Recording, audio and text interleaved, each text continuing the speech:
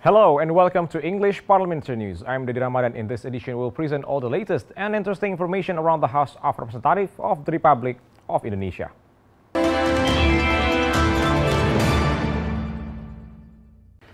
Considering teacher profession is fairly close to students' integrity and characteristic, where the teachers are not only teach the student, but also infuse them with basic value of character development aspects, Commission 8 of the House hopes madrasah teachers would teach religious studies in a more moderate way, so it will not turn into an extreme or aggregate course. Speaking after the meeting between Commission 8 of the House with the Ministry of Religious Affairs recently, Vice Chairman of Commission 8 of the House, Marwan Dasopang, says teachers are demanded to give an education that aims to provide intelligence and development of the country. For that, Marwan sees the importance of a nation to put more attention to religious studies. Further, Marwan Dasopang expresses there will be a lot of challenges faced by madrasah teachers in the globalization era. These challenges can be seen from liberal ideology that has been easily penetrating into school lessons in the country. Therefore, Dasopang demands the government to evaluate the substance of lessons that is being taught at schools. Untuk itu tidak ada pilihan lain selain kembali ke bangsa yang religius dan agamis. Oleh karena itu kita berharap tentu seleksi yang akan melakukan pencegahan itu. Kalau sekolahnya menyeleksi guru-guru yang dianggap terpapar paham radikalisme atau cara menyampaikan kekecewaan terhadap pemerintah dengan cara yang harus berbenturan, tentu kita berharap dievaluasi. Member of Commission 8 of the House, Adi Putra Darmawan Tahir, states it is important for the teacher to give the student with a decent amount of moderate religious knowledge, since the internet have become even more accessible to the student. A moderate religious knowledge is also important to prevent the student from learning radicalism ideology. Tentunya guru-guru harus melengkapi dirinya dengan pengetahuan mengenai jalur komunikasi yang modern sekarang ini ya, di mana anak-anak sangat mudah untuk mendapatkan informasi yang bisa dianggap salah atau tidak sesuai dengan kepribadian bangsa kita ya. Winnie Aang and Ferdian, TVR Parliament report.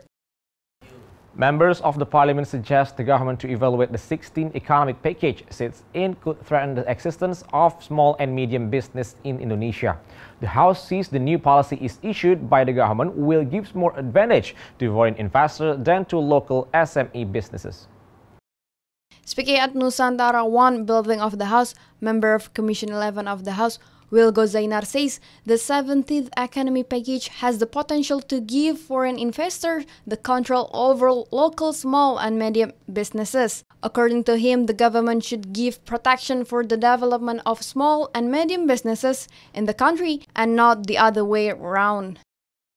Tidak sepatutnya hal ini dibuka keran selebar-lebarnya, ya. Bagaimanapun juga pemerintah harus juga melakukan proteksi kepada UMKM dan koperasi. Karena beberapa waktu yang lalu pemerintah sudah menurunkan, dan ini kabar baik bagi UMKM adanya pengurangan pajak ya untuk UMKM 0,5%. Artinya bahwa kalau ini kemudian dibuka kan berarti kepentingan siapa sesungguhnya ya kan. Wilgo further suggests the government to evaluate or even canceling the 16th economy package so the small and medium businesses, which are the breadwinner of the national economy, will have the room to develop their business. Wilgo argues despite foreign investors are allowed to project with bigger investments, however, in small and medium business case, the government should have prioritized their support for the development of SME businesses in Indonesia. Investasinya besar, yang sifatnya memang padat modal dan kita tidak memiliki kemampuan itu. Tapi kalau untuk investasi yang kecil, ya saya kira orang Indonesia masih mampu, apalagi ini sektor UMKM yang telah teruji dan terbukti pada saat krisis moneter.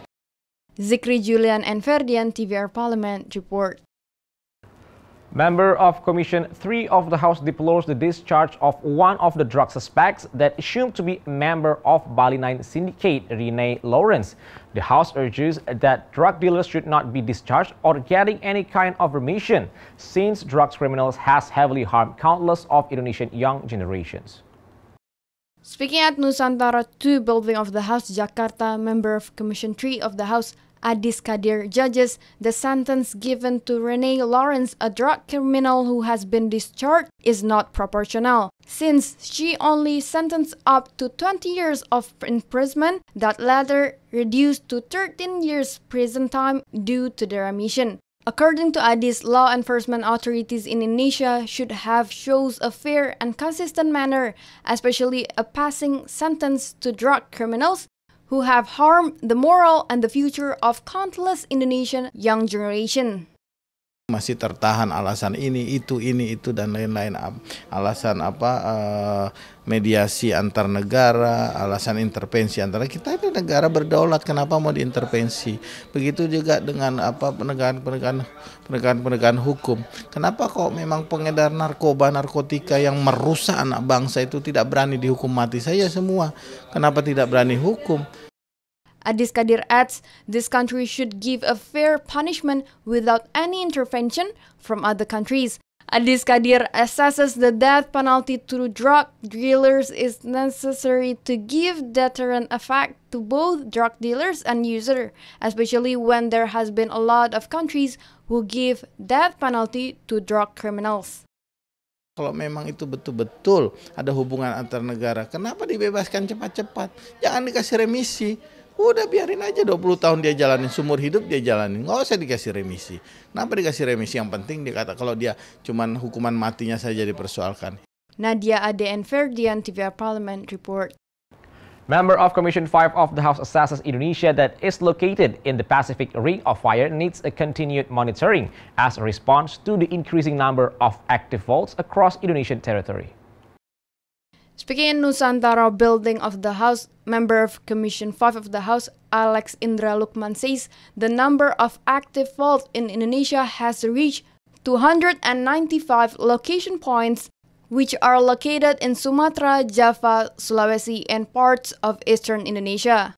Based on the research, Kalimantan is the only region that is free from active fault nor quake cycles. Makanya Bung Karno juga pada tahun 58 sudah mewacanakan untuk pemindahan ibu kota Republik. Kita sangat mengapresiasi ketika Bappenas pada tahun yang lalu sudah menganggarkan dan sudah melaksanakan studi untuk pemindahan ibu kota. The member of Commission 5 of the House, Alex Indra Lukman, encourages the government to immediately realize the discourse of moving the central capital city, where the National Development Planning Agency or Bappenas once budgeted, and carry out the study related to it. Moreover, in most disaster cases that has occurred in Indonesia, both logistic and human resources were sent from Jakarta and then distributed to the disaster area. Jadi saya rasa pemerintah sekarang harusnya mendorong agar itu segera bisa terrealisasi. Karena seperti kita ketahui, setiap bencana yang terjadi itu hampir seluruh pertolongan atau logistik, sumber daya manusia maupun kemudian barang-barang logistik itu datang dari Jakarta, dari ibu kota gitu loh, untuk didistribusikan ke daerah-daerah bencana. Kita tidak ingin berharap apalagi sampai itu terjadi ya, tapi kan kita juga harus mewaspadai apabila kemudian ibu kota Republik yang kemudian terkena bencana. Mario Trihandoko and Afi, TVR Parliament report. Through the development of Creative Economy Bill, Commission 10 of the House commits to develop the creative economy sector by assisting the creative economy entrepreneurs that starts from establishing the institution up to providing financial assistance to the entrepreneurs. Speaking after the meeting of Creative Economy Working Committee, Vice Chairman of Commission 10 of the House, Abdul Fikri, says the creative economy sector can be the largest sector to contribute to the country's foreign exchange after oil and gas or even oil palm sector. Creative economy development is important so that Indonesia does not heavily depend on natural resources. Currently, entrepreneurs or creators have not received adequate trainings nor mentoring from the government, and they are still running with their own expense. dibiarkan begini saja, ini sudah mengalahkan batu bara, sudah mengalahkan sawit. Sekarang ini pariwisata dengan isi budaya dan ekonomi kreatif. Sekarang ini tahun 2017, 2018 belum terekam. 2017 setelah minyak dan gas, nomor 2 itu pariwisata dengan isi budaya dan ekonomi kreatif. Jadi ini potensi, ini belum diapa-apakan. Meanwhile, the member of Commission 10 of the House, Titi Prasetyowati Ferdi, states animation, film, and dance have the potential to increase the country's foreign exchange. The Creative Economy Bill will provide a legal certainty as well as copyrights for creators. Besides that, this bill will ensure capital assistance needed for creators to attend international film and animation competition. Sekarang kan badan yang dibentuk. Nah, kita harus bentuk tentunya naikkan tingkatnya, kelasnya kan. Nah, sekelas kementerian. Itu yang pertama. Itu sangat prinsip mendasar. Wadahnya, badan hukumnya apa? Nah, kedua, bahwa pendanaan. Hilman Samsul and Afi, TVR Parliament Report. And that rounds up this edition of English Parliamentary News. On behalf of all the crew of TV Parliament, we would like to thank you for your attention. And we meet again in the next edition of English Parliamentary News. From me, Ramadan, once again, thank you for watching and goodbye.